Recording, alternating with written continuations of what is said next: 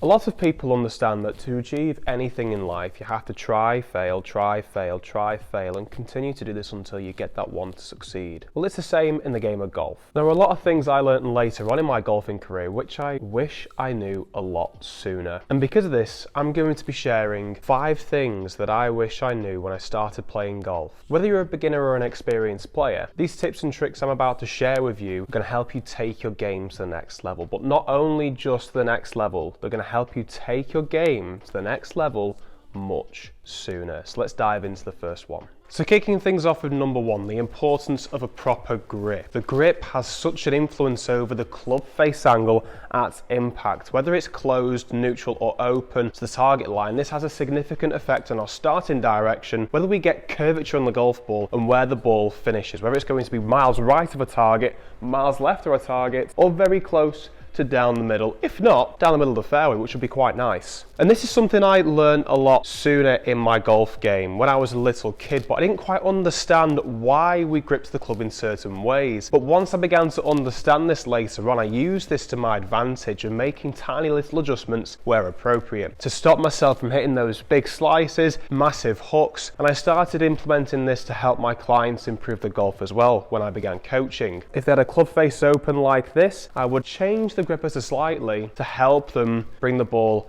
back into play. To learn more about this, make sure you go ahead and give this video a watch in the top right hand corner after this one. Number 2, the role of body alignment. Body alignment can have a significant impact on where these golf shots finish, whether it's to the left or right of our target, mainly because it encourages our club face to be either open or closed at impact in relation to the swing path. So the swing path is the key when it comes to body alignment. So if we're aiming too far open, it encourages us to do something, and if we're too close, it encourages us to do the opposite in our swing. This is another one I began to understand sooner than later in my golfing career. However, I didn't understand how I could use this to my advantage. Once I started to understand what the causes were of having an open stance and a closed stance and how I could use this to my advantage, I was able to take on certain shots I never could before, such as being stuck behind trees and trying to slice one well round the trees like so, or do the complete opposite and hit that hook. I gained so much confidence on this and it helped me lower my scores dramatically. But a lot of people don't understand how they can use this to their advantage, and when they're stood on the tee they have no idea whether they're set up very open or closed, I mean straight down the target line, and how much of an impact this has on the direction of our golf shots, which is why I created this video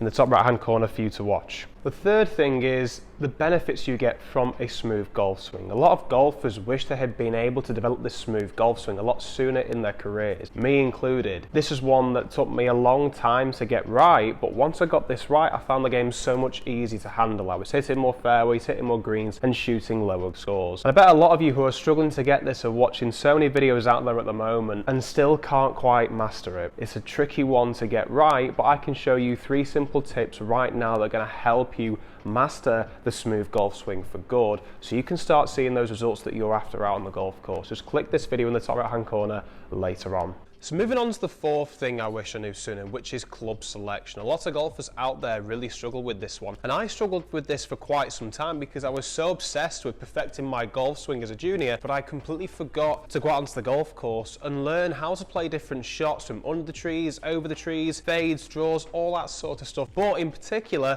from different yardages. Obviously, a 7-iron here for me is probably going to go around 170, 180 yards, whereas a 3 was going to go over 250. And it's understanding what can work to your advantage with different clubs and the shots that you want to avoid. For example, I know for a fact that I really struggled to hit a 3-wood in thick rough, whereas something like a 7-iron or 6-iron, I can hit it out no problem whatsoever. I also struggle with long irons from an uphill line, mainly because it feels like the club's even longer and it feels like I'm going to hit the ground first, which is my tendency. With a 3-wood, no problem. So go out onto the golf course and try different clubs from different yardages, and then try hybrids, 7-irons, 6-irons, 4-irons, and see which one works for you with certain shots. To go under trees, over trees, to just chip one down the fairway. Would you prefer to hit a 7-iron or a hybrid? Go and give this a try and see what works for you. There's no right or wrong with this. For more information on this, make sure you go ahead and check out this video over here. And the 5th and final one is the different types of ball positions and how these ball positions affect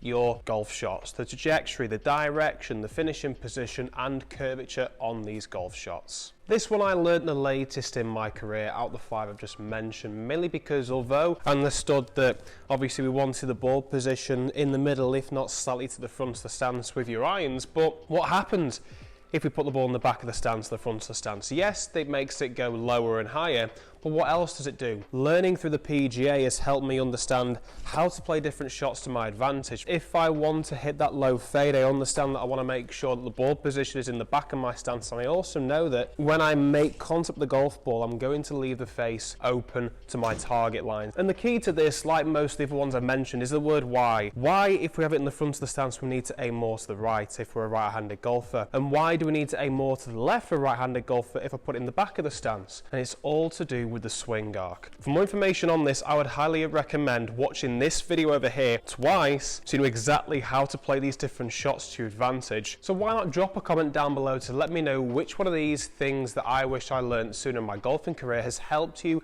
improve your golf the most. Make sure you hit the subscribe button as videos are coming out every Tuesday and Friday down here at The Golf Projects. Thanks for watching. See you next time.